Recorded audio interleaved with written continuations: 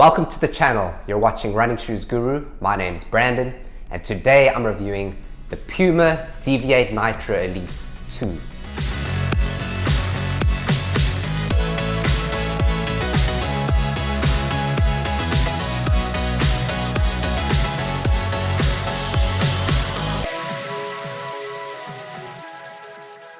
This is the original Puma Deviate NITRO Elite, and this was launched 2 years ago.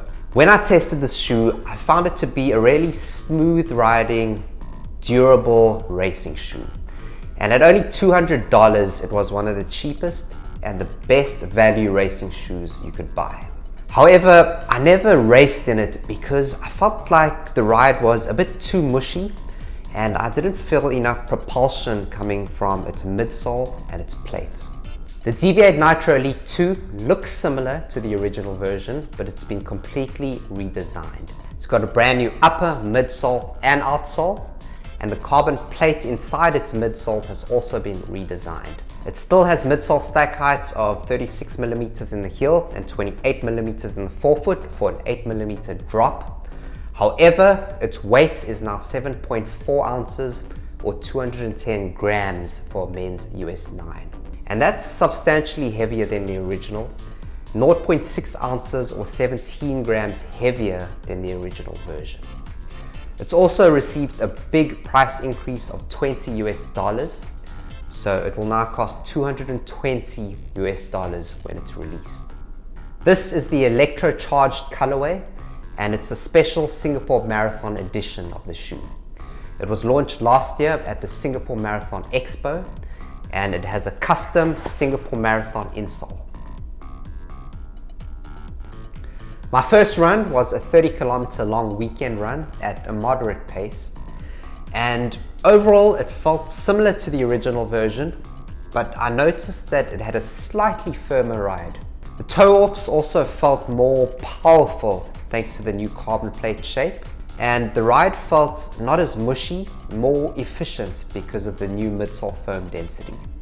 The new upper felt more substantial and more built up than the original version, which had a very minimal upper. Foot lockdown was also better in this new version. Overall, I was really surprised by the improved ride, and the long run felt really effortless and comfortable. The upper is now made from engineered mesh, unlike mono mesh that was on the first version. And this engineered mesh feels a lot thicker and doesn't breathe as well as on the first version.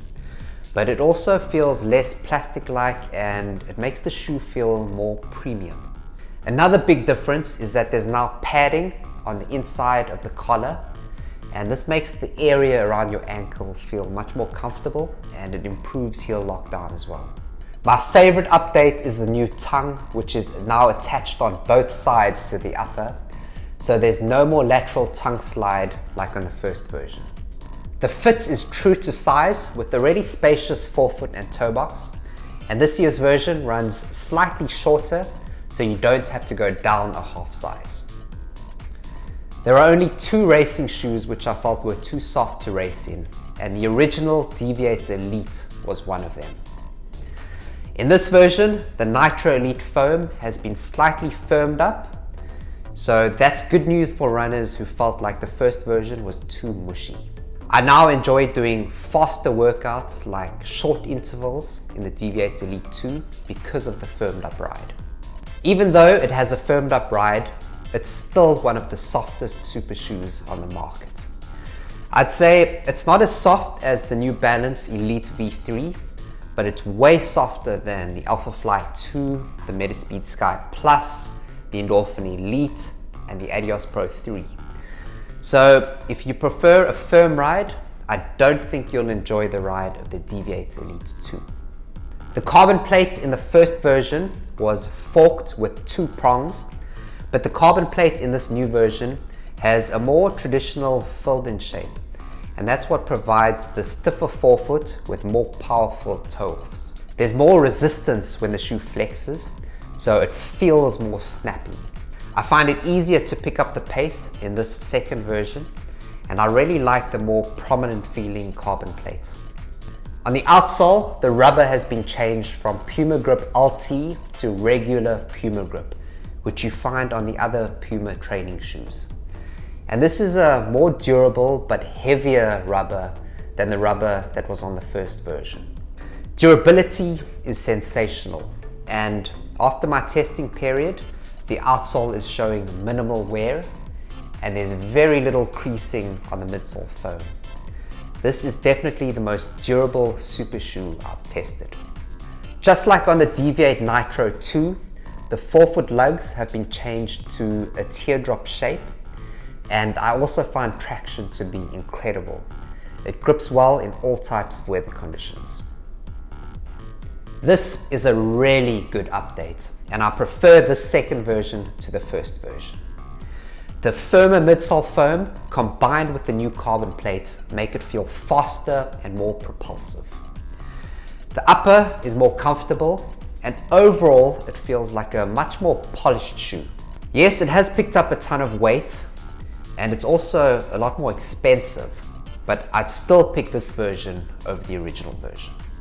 If you want a really tough super shoe that you can race in and train in as well, the Deviate Elite 2 is an excellent option. It's got plenty of thick outsole rubber coverage, and its midsole foam is resistant to scuffing and chips. You can also use it for all types of runs, including intervals, fartleks, short races, and marathons. Even though it's improved a lot, the Deviate Elite 2 still isn't a top tier racer for me.